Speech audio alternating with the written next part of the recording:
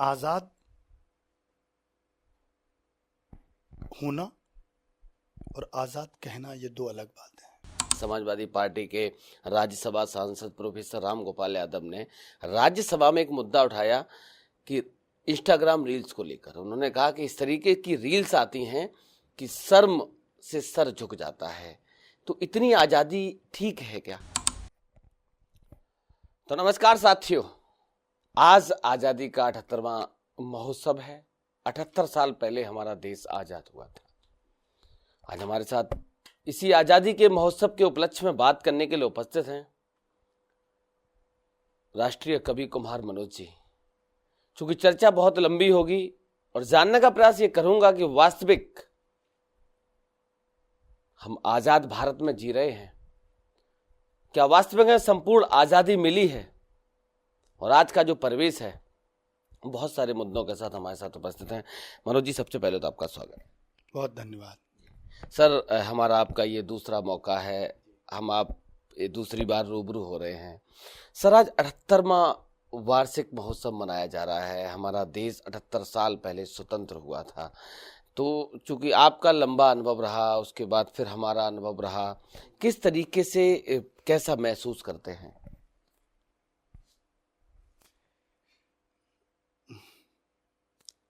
देखिए गौरव जी, आज़ाद होना और आज़ाद कहना ये दो अलग बात है। जब तक हम अपने मन में ये महसूस नहीं करेंगे कि हम सच में आज़ाद हो गए हैं, तब तक हम आज़ाद अपने आप को मानने के लिए बाध्य नहीं हो सकते हैं। तो बहुत सारी ऐसी चीज़ें हैं जिनको देखकर जानने के बाद ये लगता है कि अभी बहुत काम बाकी है।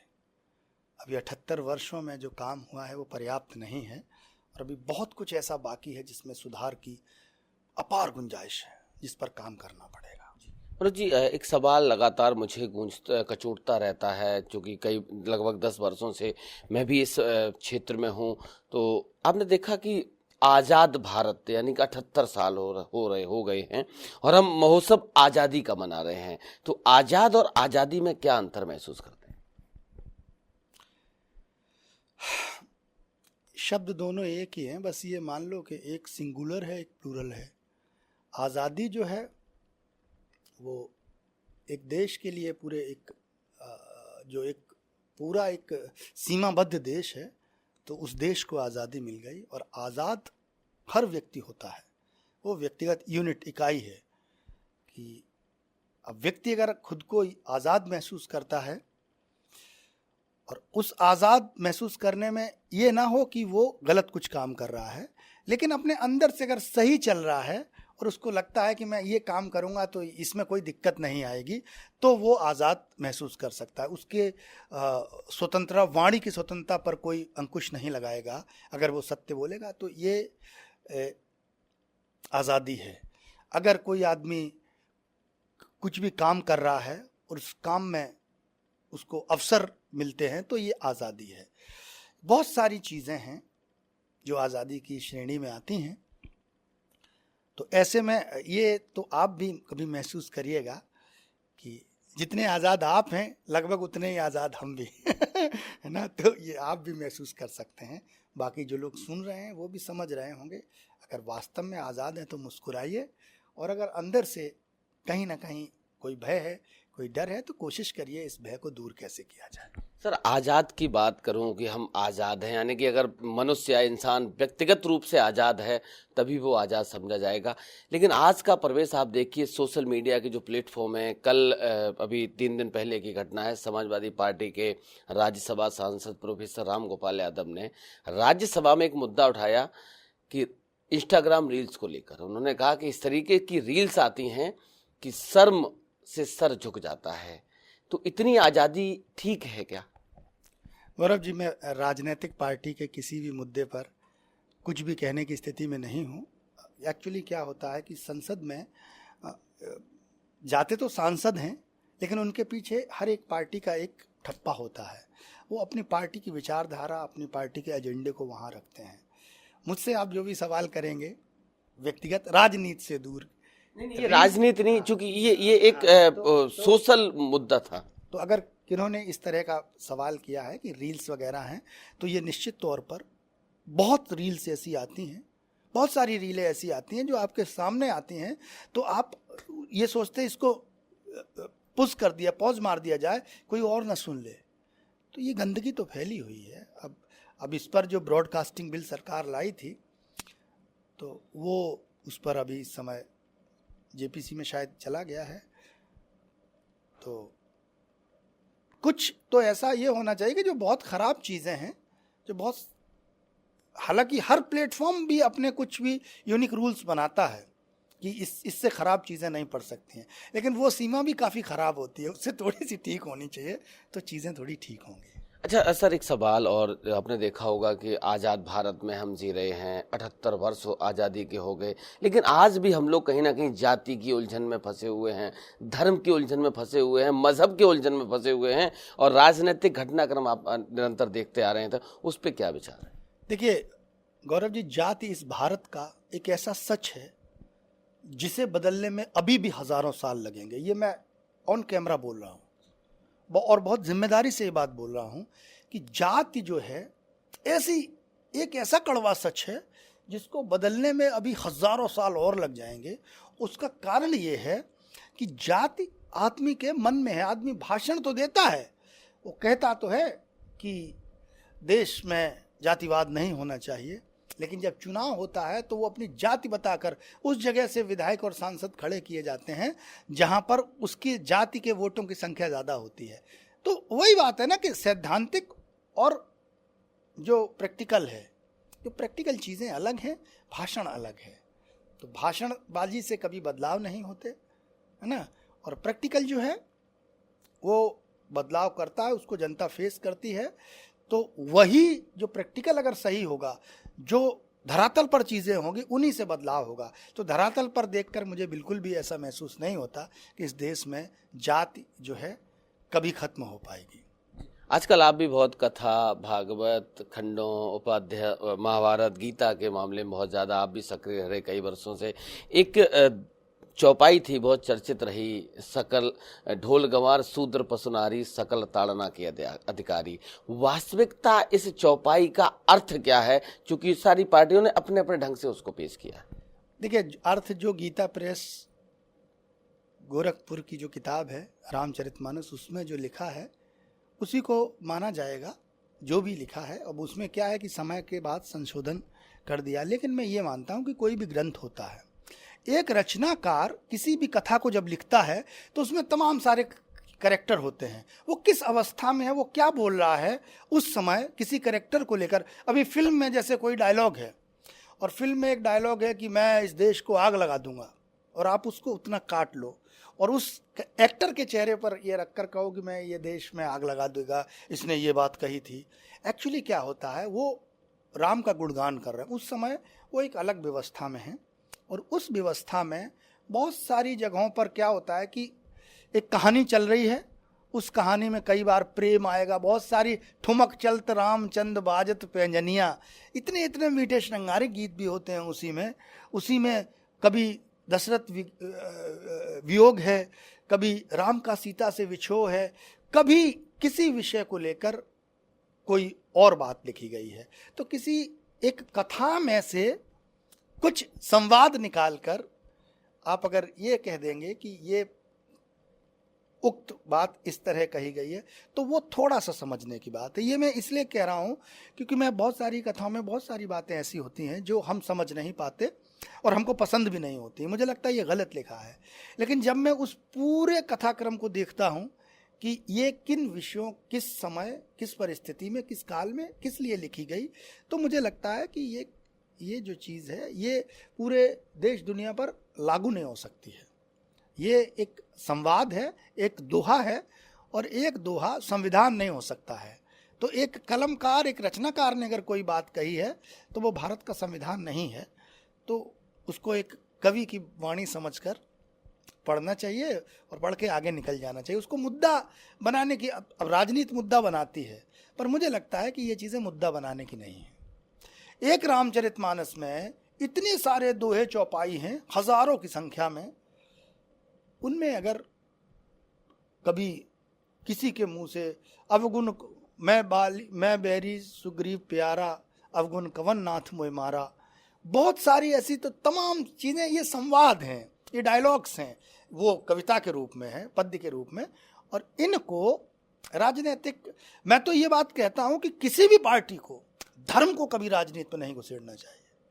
धर्म व्यक्तिगत चीज है, ये जीवन को मतलब सुंदर बनाने के लिए है, इसके जरिए वोट बैंक नहीं बनाना चाहिए, कोई भी हो वो।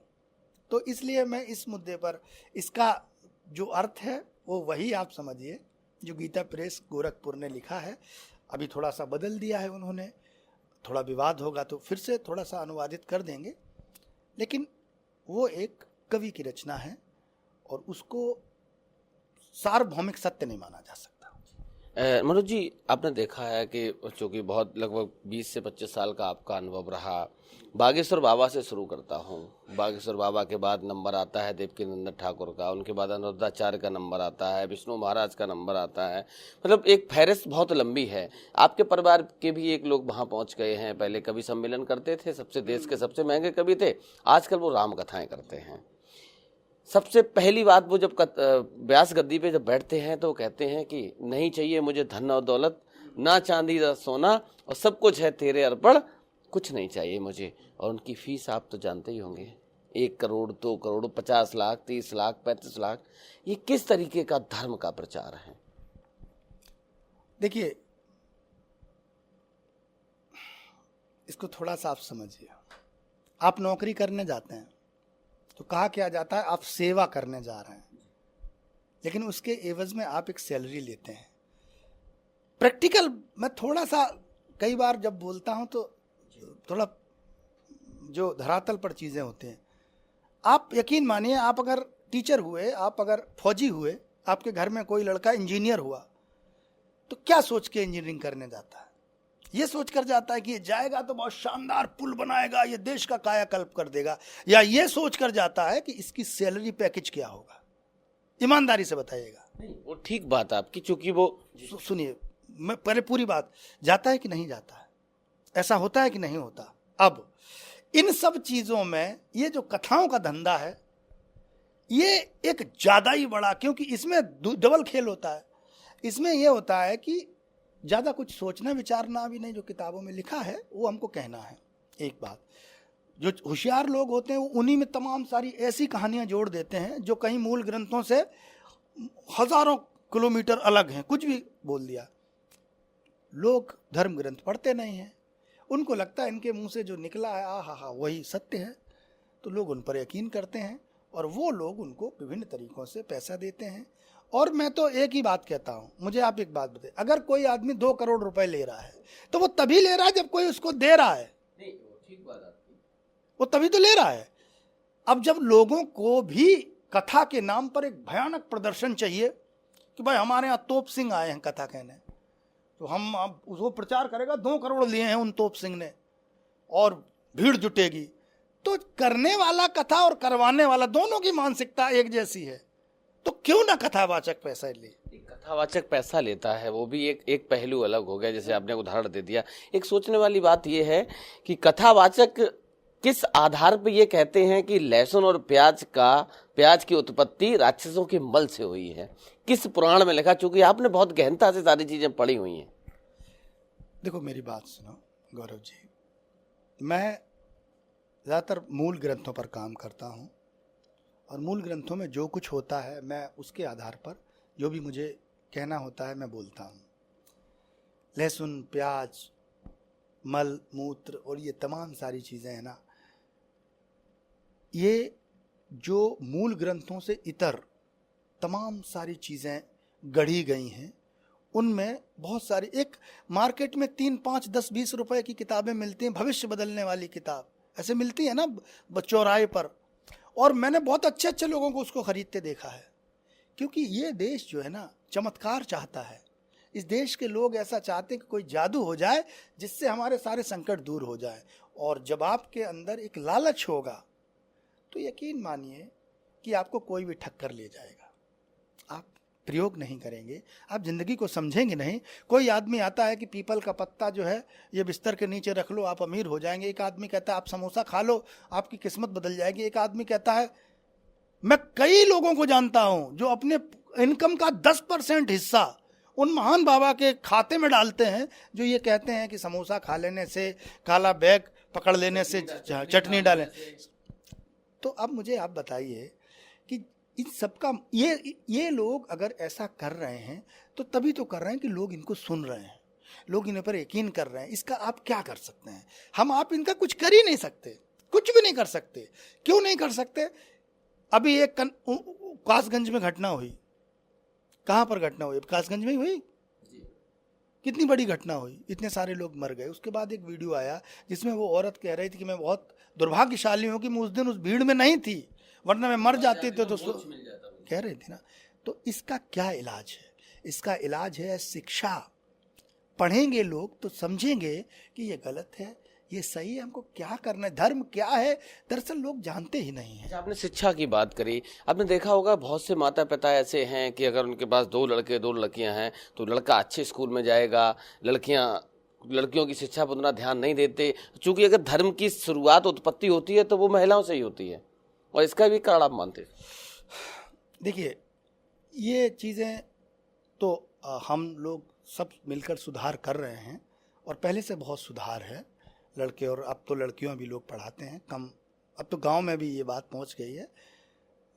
हमसे एक पीढ़ी पहले तक ये दिक्कतें थी, उससे और पहले और दिक्कतें थी, लेकिन अब इसमें धीरे धीरे सुधार हो रहा है। लेकिन अच्छी शिक्षा देने के लिए लोगों के पास अच्छा रोजगार, अच्छा धन भी होना चाहिए। तो उन सब चीज़ों की जब व्यवस्था होंगी और जीवन एक मतलब संतुलन में चलेगा, तो लड़के लड़कियां पढ़ेंगे। ये जो भी सोचते हैं उनको अपनी सोच बदलने की ज़रूरत है। लड़का और लड़की में कोई खास अंतर होता नहीं है, बस उनका लैंगिक विभेद है कि एक के बाल बड़े हो जाते हैं, एक के मूछें नहीं उगती। बाकी लड़का और लड़की दोनों ही वंश चलाने वाले होते हैं। और हमारे पौराणिक संदर्भों में अगर आप देखा जाए तो लड़कियों ने बहुत कुछ ऐसा किया है। द्रौपदी जो थी महाभारत की, तो पूरे महाभारत की वो मुख्य धारा की एक नायिका हैं। तो जबकि उनके जो भाई थे वो एक सेनापति तक सीमित रहे, पर द्रौपदी एक ज्ञानी युवती, एक अच्छी पत्नी, एक अच्छी बहू, एक अच्छी मार्गदर्शिका। उन्होंने पल पल पर पांडवों का मार्गदर्शन किया जब भी पांडव भटके, और एक अच्छी सेविका। इतना सब अत्याचार उसके साथ होने के बाद भी उसके सेवा भाव में कोई कमी नहीं आई। तो लड़का और लड़की कोई भी हो, तो ये मान के चलना चाहिए दोनों मेरे कलेजे के हिस्से हैं, मेरी कोख से पैदा हुए हैं। मैं इनको जो बेहतर माता पिता की तरफ से हो सकता वो करना चाहिए। आपसे आखिरी सवाल मेरा ये है कि जिस तरीके की डिजिटल प्लेटफॉर्म पे अश्लीलताएं फैली हुई हैं, सरकार से क्या कहना चाहते हैं कि किस तरीके से इस पे पाबंदी लगे? देखिए, पाबंदी तो नहीं, लेकिन इतना ज़रूर है, सरकार पाबंदी क्या लगाएगी उस पर, क्योंकि उसके लिए तमाम सारी चीज़ें, बिल पास कराने पड़ते हैं। पर इतना ज़रूर है कि माता पिता को ये ध्यान ज़रूर रखना चाहिए कि उसका बच्चा क्या बना रहा है। अगर सरकार, देखिए सरकारों का क्या होगा, वो पाबंदी लेकर आएगी तो वो पाबंदी जो है वो रीलें तो बनती रहेंगी, पर वो पाबंदी और दूसरी जगह लागू हो जाएगी कि भाई ये उल्लंघन कर रहे हैं शर्तों का। तो सरकार की पाबंदियों पर ये नहीं, ये संस्कारों की पाबंदियां होनी चाहिए। माता पिता, भाई बहन आपस में ये जाने कि मेरा बच्चा क्या देख रहा है और क्या बना रहा है। उस पर अगर निगरानी रखेंगे तो सुधार संभव है। बाकी ये बिलों से सुधार नहीं होगा।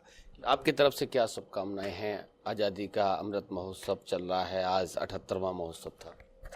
ये जीवन एक बार मिलता है, इस जीवन को जैसे भी हो सुंदर बनाइए। आपकी आंखों में जो भी ख्वाब है उस ख्वाब को पूरा करने के लिए दिन रात मेहनत करिए, एक सही दिशा में मेहनत करिए, और आप उन सपनों की मंजिल तक पहुंचिए जो आपने कभी देखे हैं। बहुत सारी बाधाएं आएंगी, बस एक बात मान के चलिए, ये जीवन एक बार मिला है और आदमी कभी हारता नहीं है। या तो जीतता है या सीखता है। आप इस रास्ते पर चलते जाएंगे तो एक दिन बहुत सारी चीज़ें आप पा जाएंगे और आपके जीवन में जो निराशा है वो दूर भाग जाएगी। बहुत बहुत धन्यवाद सर। सफलता, संघर्ष ही सफलता की असली कुंजी होती है। हमारे साथ थे कुम्हार मनोज जी। आज 78वां आज़ादी का महोत्सव है, तो हमारी तरफ से, मनोज जी की तरफ से सभी प्रदेश व देशवासियों को बहुत बहुत बधाई, बहुत बहुत शुभकामनाएं। धन्यवाद।